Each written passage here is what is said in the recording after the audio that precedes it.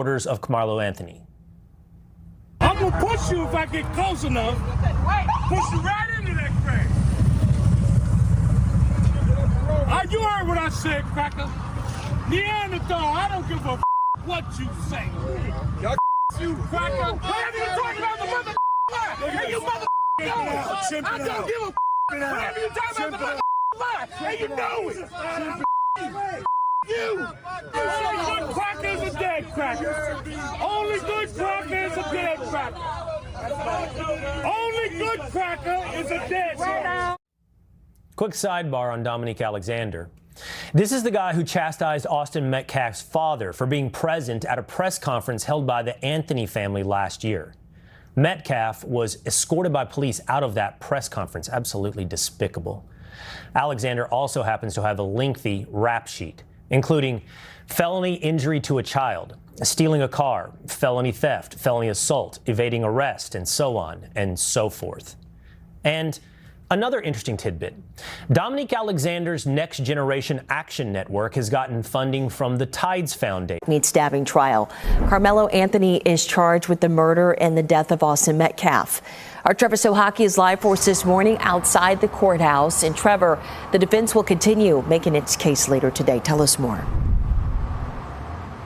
Yes, it will, Carmen. And Anthony's defense here is that he was acting in self-defense. He's arguing that Metcalf provoked the altercation between the two of them. And the defense started presenting its case over the weekend by calling Anthony's track coach to the stand.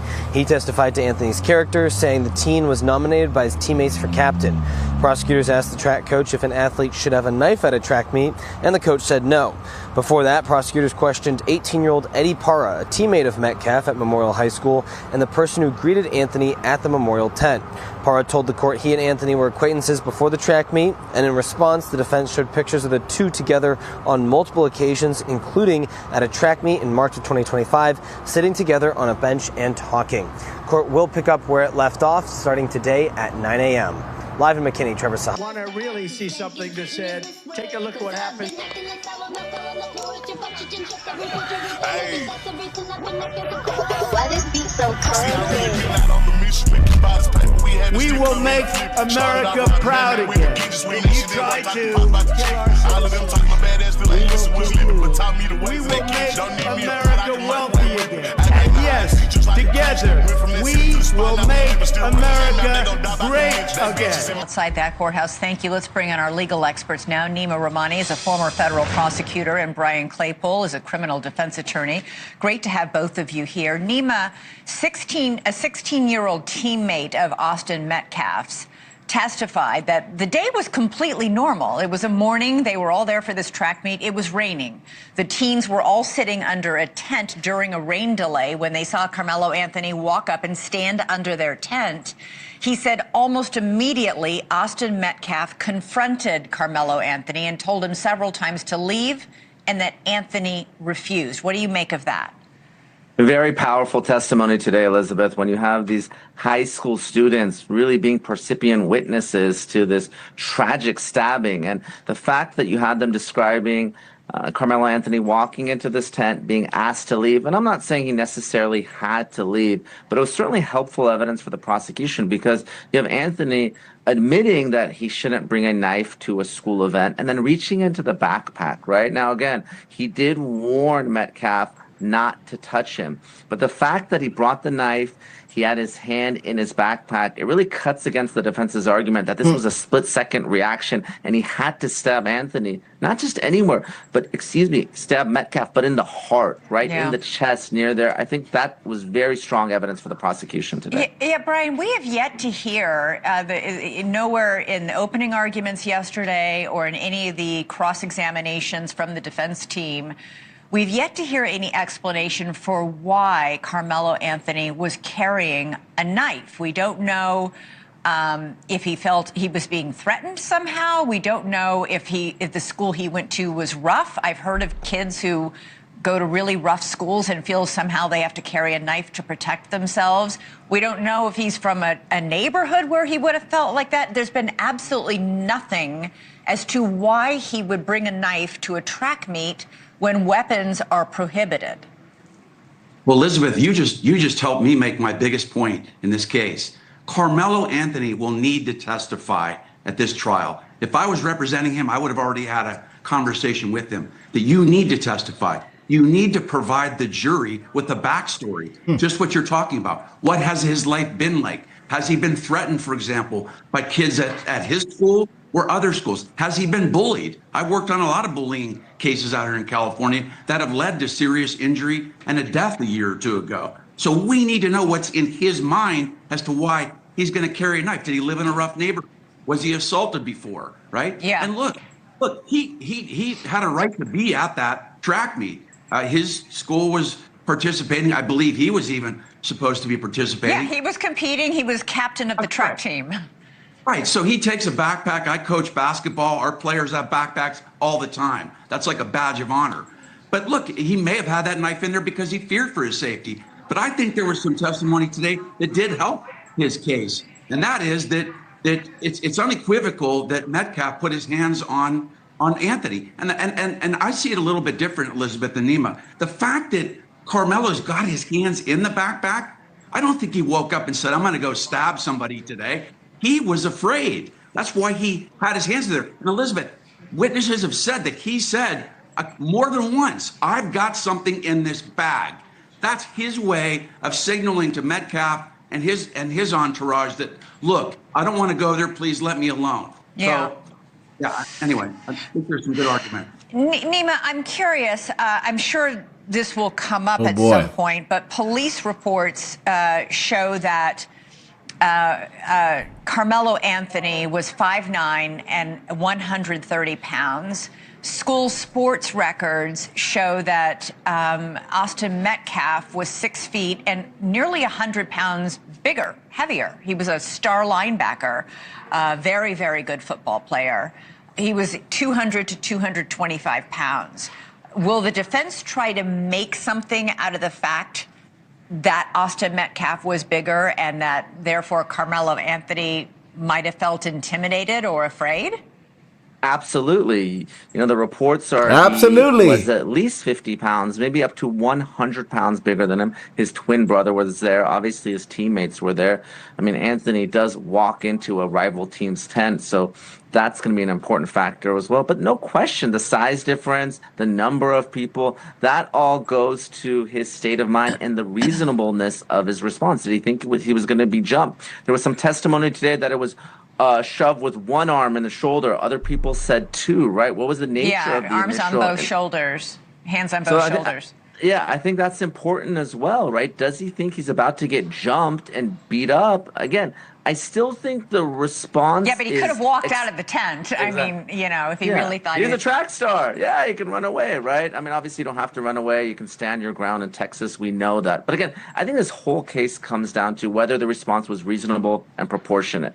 That's it. It's clear that he was assaulted. It's clear that Metcalf was the initial aggressor. But that doesn't mean you can shoot to kill or stab to kill. You can't use deadly force, again, unless there's that imminent risk of death or serious bodily injury. And I don't think we're there yet. We'll see what the defense tries to pull out of its hat. But so far, obviously, in the prosecution's case in chief, I do think they have the clear advantage here.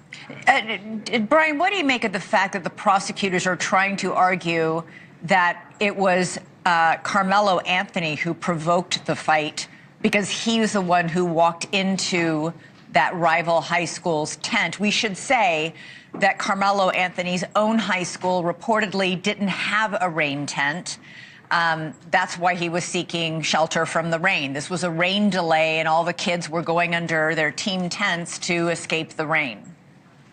Yeah, Elizabeth, before I answer that, one other point I wanted to make about his Anthony's defense. If you think about this young man, he was doing well in school. I believe he was an A to B student.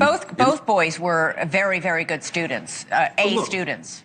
Exactly, but what Carmelo Anthony has everything to lose, nothing to gain by doing this to start with. He had talked to some colleges, just like Metcalf had, about possibly playing D1 football after this, after they graduated. That said, look, this is horrible, no winners. But look, this young man went into a tent, like you said. It was raining. He didn't go sit next to somebody to pick a fight. He was looking for cover.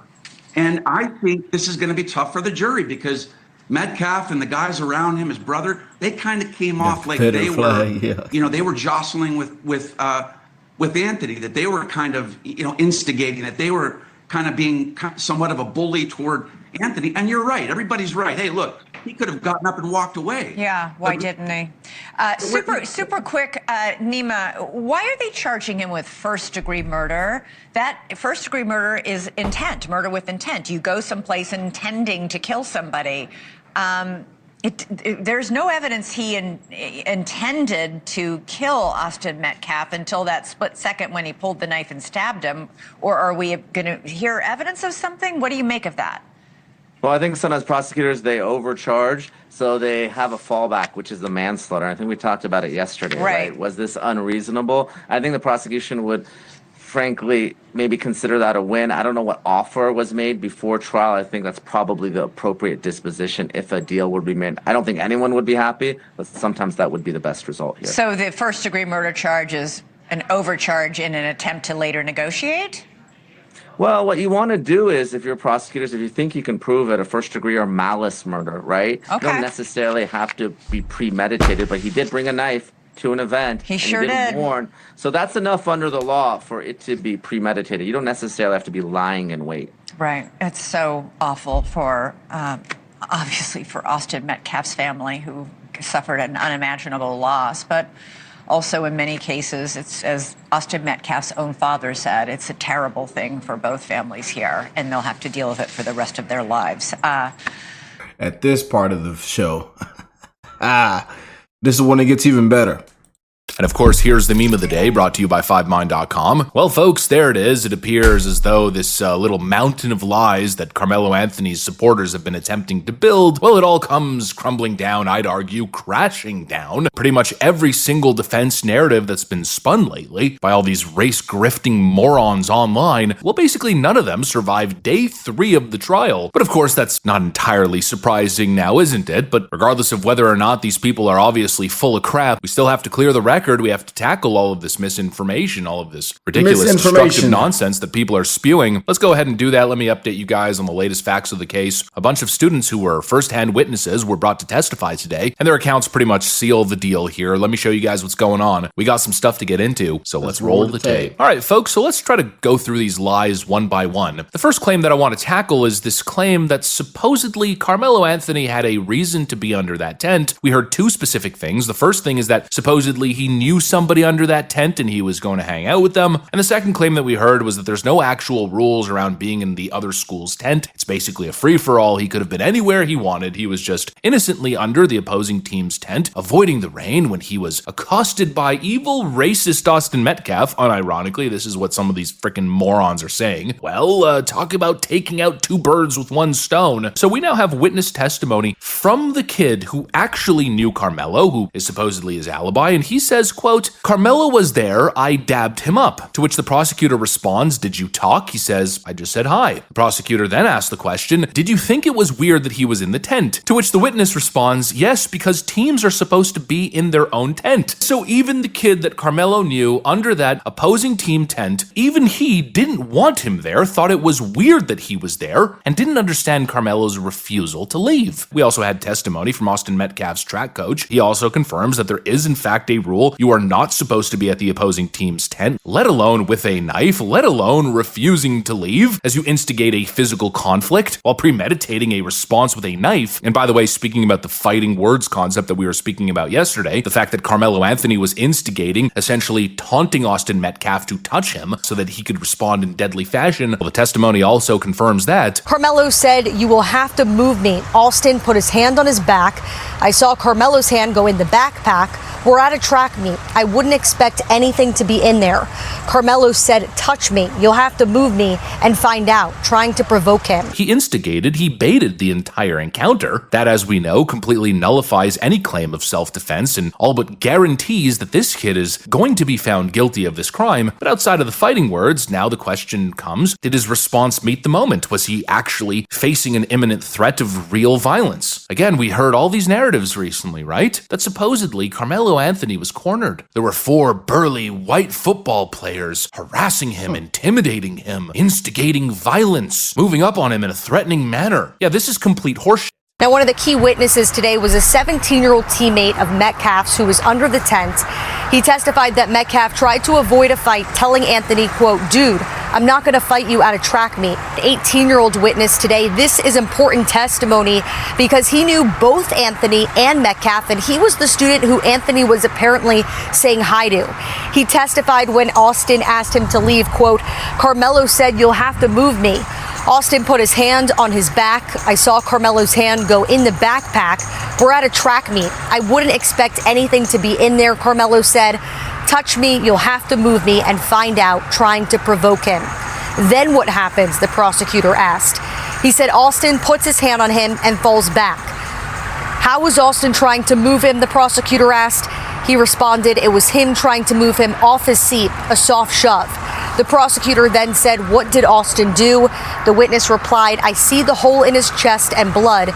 He starts screaming for help. The testimony that was heard in court yesterday depicts a completely different scenario. Austin Metcalf is being described as being mostly confused as to why this kid was refusing to leave, but Karmelo kept instigating and taunting a physical altercation. Austin Metcalf then attempted to put his hand on his shoulder, and before he could even do anything, what's being described as near instantaneously, he pulls out the knife and stabs him in the chest, to which Austin Metcalf falls on the ground with a hole in his chest. That is obviously not a proportional response. I mean, engaging in fighting words, premeditating, and baiting the entire encounter, that's one thing. That totally invalidates any claim of self-defense. But even omitting that, let's say that didn't happen, it still wouldn't qualify as self-defense. He was asked 15 times to leave, refused to leave, and then upon being simply touched on the shoulder, he stabbed Austin Metcalf in the chest. There's no justifying that, folks, period. And going back to the initial claim that is obviously fabricated at this point, that 4 kids were surrounding him and violently attacked him, clearly that is not what happened. We have some more testimony that adds further context to this. Witness Team 3 during his testimony said Austin Metcalf told Karmelo Anthony that he did not want to fight him at a track meet. Witness testimony from Team 4 said that Austin also never even got to grab Karmelo because Karmelo stabbed him so fast. There is simply no defending this, folks. Even if the races were reversed, as all these race grifters seem to suggest that if Karmelo was white and Austin Metcalf was black, that we'd be sitting here justifying this as self-defense. Absolutely freaking not. Literally never. This was a moment of complete lack of impulse control, just an utterly violent tendency that arose here. There's 2 possible explanations: that either this kid had some sort of murderous fantasy and he was going there trying to orchestrate this entire scenario so he could stab somebody and attempt to get away with it, as stupid as that is. Either that's what happened, or it's, again, total lack of impulse control, his pride being questioned and him not being able to handle someone telling him what to do, especially one of his peers. He was playing tough guy, and well, it's going to land him a very tough sentence, a very tough remainder of his life, a life that frankly at this point I don't think he deserves. Again, I'm in favor of the capital punishment here. This was one of the most disgusting crimes that I've ever covered. I mean, I remember when I was a kid, I had moments like these with other kids,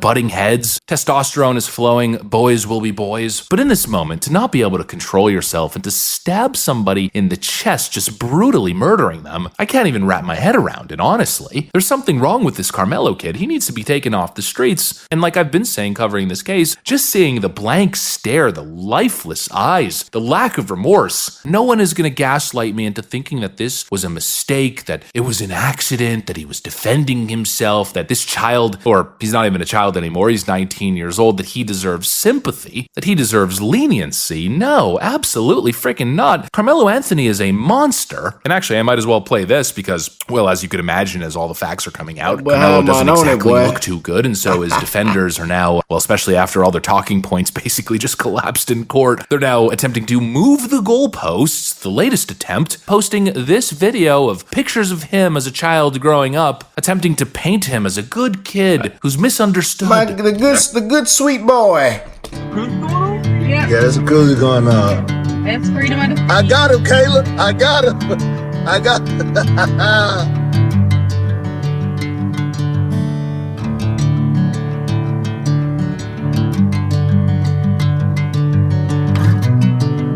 Karmelo Anthony, class of 2025, Centennial High School, Frisco, Texas.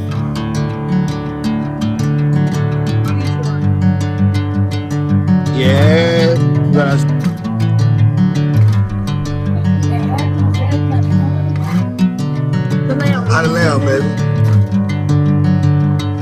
It's not going to work. You're not going to fool me. I'm not that emotionally susceptible. You know, we were all kids once, and we all had childhood innocence. Like a lot of people are pointing out online, Adolf Hitler had freaking childhood innocence, but then he went on to be the world's most prolific murderer. It changes absolutely nothing. This kid deserves absolutely nothing, certainly no sympathy of mine. Any sympathy towards Karmelo Anthony would be highly disrespectful to the Metcalf family, to Austin Metcalf's memory, to his brother. Karmelo Anthony deserves capital punishment. That is my opinion. My opinion remains, and in fact, I feel even more justified and more reinforced in that opinion, as it appears our initial interpretation of this case was in fact correct. It's bloody murder, and there's very little doubt at this point. Oh boy. Anyway,